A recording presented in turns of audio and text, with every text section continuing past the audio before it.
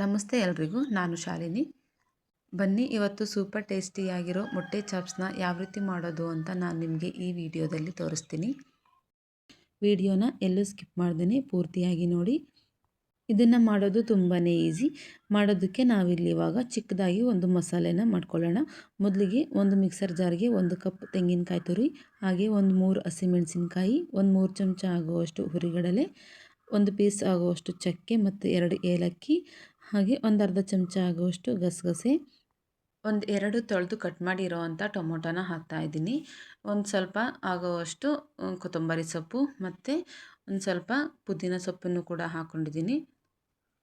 ರುಬ್ಬೋದಕ್ಕೆ ನೀರು ಎಷ್ಟು ಬೇಕೋ ಅಷ್ಟನ್ನು ಹಾಕ್ಕೊಂಡು ನಾನು ಇಲ್ಲಿ ಫೈನಾಗಿ ರುಬ್ಬಿಟ್ಕೊಂಡಿದ್ದೀನಿ. ಇವಾಗ ಮಸಾಲೆ ಒಗ್ಗರಣೆ ಮಾಡೋದಕ್ಕೆ ಸ್ಟವ್ ಆನ್ ಮಾಡಿ ಒಂದು ಬಾಣಲಿನ ಇಟ್ಕೊಂಡು 4ರಿಂದ 5 ಚಮಚ ಆಗುವಷ್ಟು ಎಣ್ಣೆನ ಹಾಕ್ಕೊಂಡು, ಎಣ್ಣೆ ಕಾದಾದ್ಮೇಲೆ ಸಾಸಿವೆನ ಹಾಕಿದ್ದೀನಿ. ಹಾಗೆ 2 ಕಟ್ ಮಾಡಿ ಇಟ್ಕೊಂಡಿರೋ ಅಂಥ ಈರುಳ್ಳಿನ ಹಾಕ್ತಾಯಿದ್ದೀನಿ. ಈರುಳ್ಳಿ ಸ್ವಲ್ಪ ಫ್ರೈ ಆದಮೇಲೆ ನಾನಿಲ್ಲಿ ಶುಂಠಿ ಮತ್ತು ಬೆಳ್ಳುಳ್ಳಿ ಹಾಗೆ ಕರಿಬೇವಿನ ಸೊಪ್ಪನ್ನು ಹಾಕಿ ಫ್ರೈ ಮಾಡ್ಕೊಳ್ತಾ ಇದ್ದೀನಿ. ಶುಂಠಿ ಮತ್ತು ಬೆಳ್ಳುಳ್ಳಿದು ಹಸಿ ವಾಸನೆ ಹೋಗೋವರೆಗೂ ನಾವು ಫ್ರೈ ಮಾಡ್ಕೋಬೇಕು. ಈ ಎಗ್ ಚಾಪ್ಸು ಪೂರಿ, ಚಪಾತಿ ಹಾಗೆ ಪರೋಟ, ದೋಸೆ, ರೊಟ್ಟಿ ಎಲ್ಲದಕ್ಕೂ ಕೂಡ ತುಂಬಾ ಚೆನ್ನಾಗಿರುತ್ತೆ. ಇವಾಗ ನಾನು ಒಂದು ಅರ್ಧ ಚಮಚ ಆಗುವಷ್ಟು ಅರಿಶಿನ ಪುಡಿನ ಹಾಕ್ಕೊಂಡು ಮಿಕ್ಸ್ ಮಾಡ್ಕೊಳ್ತಾ ಇದ್ದೀನಿ. ಹಾಗೆ ನನ್ನ ಚಾನಲ್ನ ಯಾರೆಲ್ಲ ಹೊಸದಾಗಿ ನೋಡ್ತಾ ಇದ್ದೀರಾ ಪ್ಲೀಸ್ ಸಬ್ಸ್ಕ್ರೈಬ್ ಮಾಡಿ, ಹಾಗೆ ಪಕ್ಕದಲ್ಲಿರುವ ಬೆಲ್ ಬಟನ್ ಕೂಡ ಕ್ಲಿಕ್ ಮಾಡಿ. ಇವಾಗ ಒಗ್ಗರಣೆ ಮಾಡ್ಕೊಂಡಾಗಿದೆ. ನಾವು ಆವಾಗಲೇ ರುಬ್ಬಿಟ್ಕೊಂಡಿರೋ ಅಂತಹ ಖಾರ ಮಸಾಲೆನ ಇದರೊಳಗಡೆ ಹಾಕ್ತಾಯಿದ್ದೀನಿ. ಹಾಗೆ ಮಿಕ್ಸರ್ ಜಾರ್ನ ತೊಳೆದಿರೋ ನೀರನ್ನು ಕೂಡ ನಾನು ಹಾಕ್ತಾಯಿದ್ದೀನಿ. ನಮಗೆ ಚಾಪ್ಸ್ ಯಾವುದಕ್ಕೆ ಬೇಕೋ ಅದಕ್ಕೆ ನೋಡಿಕೊಂಡು ನೀರನ್ನು ಹಾಕೋಬೇಕು. ನಾನಿಲ್ಲಿ ನೀರನ್ನು ಒಂದು 2 ಗ್ಲಾಸ್ ಆಗುವಷ್ಟು ಹಾಕ್ಕೊಂಡಿದ್ದೀನಿ. ಗ್ರೇವಿ ಬಂದು ನಮಗೆ ತೀರಾ ತೆಳ್ಳಗೂ ಇರಬಾರ್ದು, ತೀರಾ ಗಟ್ಟಿಗೂ ಇರಬಾರ್ದು. ನಾನಿಲ್ಲಿ ಅದಕ್ಕೆ ತೊಗೊಂಡಿದ್ದೀನಿ. ಮೊಟ್ಟೆ ಚಾಪ್ಸ್ನ ನೀವು ಮಾಡ್ತೀವಿ ಅಂತ ಅನ್ನೋರು ಖಂಡಿತ ಈ ವಿಧಾನದಲ್ಲಿ ಟ್ರೈ ಮಾಡಿ, ತುಂಬಾ ಚೆನ್ನಾಗಿರುತ್ತೆ. ಇವಾಗ ನಾನು ಇದಕ್ಕೆ ರುಚಿಗೆ ತಕ್ಕಷ್ಟು ಉಪ್ಪನ್ನು ಸೇರಿಸ್ತಾ ಇದ್ದೀನಿ. ಉಪ್ಪನ್ನು ಹಾಕ್ಕೊಂಡಾದ್ಮೇಲೆ ನಾನಿಲ್ಲಿ ಖಾರಕ್ಕೆ ಒಂದು ಅರ್ಧ ಚಮಚ ಆಗುವಷ್ಟು ಅಚ್ಕಾರದ ಪುಡಿನ ಹಾಕ್ಕೊಳ್ತಾ ಇದ್ದೀನಿ.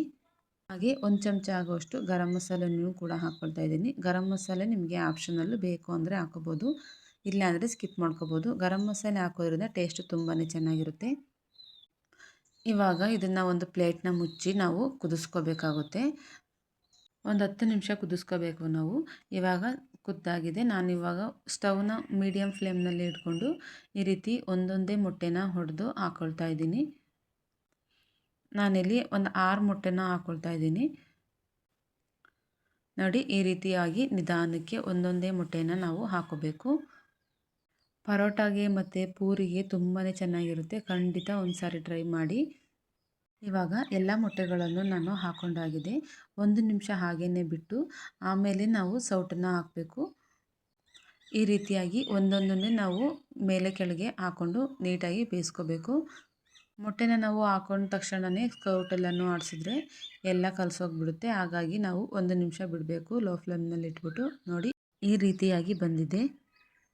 ಇವಾಗ ನಾನು ಫೈನಲಲ್ಲಿ ಒಂದು ಸ್ವಲ್ಪ ಕೊತ್ತಂಬರಿ ಸೊಪ್ಪನ್ನು ಕೂಡ ಹಾಕ್ಕೊಂಡು ಈ ರೀತಿಯಾಗಿ ನೀಟಾಗಿ ಮಿಕ್ಸ್ ಮಾಡ್ಕೋಬೇಕು ಒಂದು ಸಾರಿ. ತುಂಬ ಏನು ಕೈ ಆಡ್ಸೋಕ್ಕೆ ಹೋಗ್ಬೇಡಿ, ಸ್ವಲ್ಪ ಈ ಥರ ಮಾಡಿದರೆ ಸಾಕು. ಇವಾಗ ಪ್ಲೇಟ್ಗೆ ಸರ್ವ್ ಮಾಡಿ ತೋರಿಸ್ತಾ ಇದ್ದೀನಿ. ನೀವೇ ನೋಡ್ತಾ ಇದ್ದೀರಾ ಮೊಟ್ಟೆ ಚಾಪ್ಸು ಯಾವ ರೀತಿ ಬಂದಿದೆ ಅಂತ. ಟೇಸ್ಟ್ ತುಂಬಾ ಚೆನ್ನಾಗಿತ್ತು. ನಾನಿಲ್ಲಿ ಪರೋಟಾಗೆ ತೋರಿಸ್ತಾ ಇದ್ದೀನಿ. ನೀವು ಪೂರಿ, ಚಪಾತಿ, ರೊಟ್ಟಿ ಯಾವುದನ್ನಾದರೂ ಮಾಡ್ಕೊಂಡು ತಿನ್ಬೋದು, ತುಂಬಾ ಚೆನ್ನಾಗಿರುತ್ತೆ. ನೋಡಿದ್ರಲ್ವಾ ಫ್ರೆಂಡ್ಸ್, ಎಷ್ಟು ಈಸಿಯಾಗಿ ಮೊಟ್ಟೆ ಚಾಪ್ಸ್ನ ಮಾಡ್ಕೋಬೋದು ಅಂತ. ನಾನು ಮಾಡಿರೋ ಈ ಮೊಟ್ಟೆ ಚಾಪ್ಸ್ ನಿಮಗೆ ಖಂಡಿತ ಇಷ್ಟ ಆಗಿದೆ ಅಂತ ಅಂದ್ಕೊಂಡಿದ್ದೀನಿ. ಇಷ್ಟ ಆಗಿದರೆ ಪ್ಲೀಸ್ ಒಂದು ಲೈಕ್ ಮಾಡಿ, ಶೇರ್ ಮಾಡಿ, ಕಮೆಂಟ್ ಮಾಡಿ. ವಿಡಿಯೋ ನೋಡಿದ್ದಕ್ಕಾಗಿ ಧನ್ಯವಾದಗಳು.